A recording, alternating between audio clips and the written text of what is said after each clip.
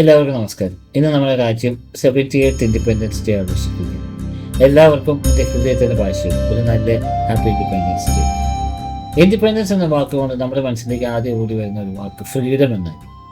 അത് ഏതൊരു കുഞ്ഞു കാര്യത്തിൽ നമുക്ക് ഫ്രീഡം വേണം. പക്ഷേ SMA എന്നുള്ള അസുഖമാണ്.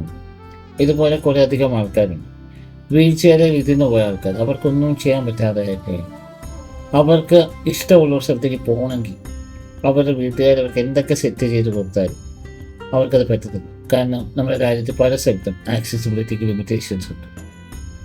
അങ്ങനെയുള്ള ലിമിറ്റേഷനുള്ളപ്പം നമുക്ക് ശരിക്കും ഇൻഡിപെൻഡൻസ് ഡേ ആഘോഷിക്കാൻ പറ്റും.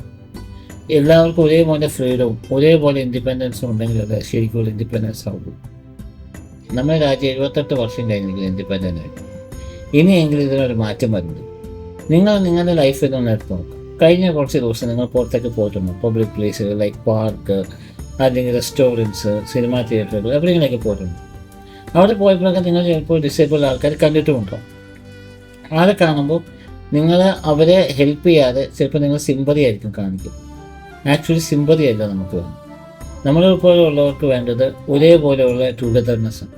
അവരെ നിങ്ങളെപ്പോലെ തന്നെ നിങ്ങൾ എന്താണോ ചെയ്യുന്നത് ആ ഒരു ആക്ടിവിറ്റിയിലേക്ക് അവരെയും കൂടി മുന്നോട്ട് കൊണ്ടുവരിക പറ്റുന്നതാണ് ഏറ്റവും വലിയ ഇൻഡിപെൻഡൻസ് അവരെ സംബന്ധിച്ച് അല്ലെങ്കിൽ ലോകത്തെ നമ്മളെ സംബന്ധിച്ച്. അപ്പം ഇനി വരുന്ന സമയത്തെങ്കിലും ഈ ഉള്ള സംഭവങ്ങളൊക്കെ മാറേണ്ടതായിരിക്കുന്നു. അതിന് നമ്മൾ ഓരോരുത്തരും എഫേർട്ട് ഇടേണ്ടതായിരിക്കും. ഇനിയുള്ള വരുന്ന ഇൻഡിപെൻഡൻസ് ഡേയെങ്കിലും നമുക്കെല്ലാവർക്കും ഒരേപോലെ ഫ്രീഡം എൻജോയ് ചെയ്യാൻ പറ്റുമെന്നുള്ള വിശ്വാസത്തിൽ ഞാൻ നിർത്തുന്നു. എല്ലാവർക്കും ഒന്നും കൂടി ഹാപ്പി ഇൻഡിപെൻഡൻസ് ഡേ.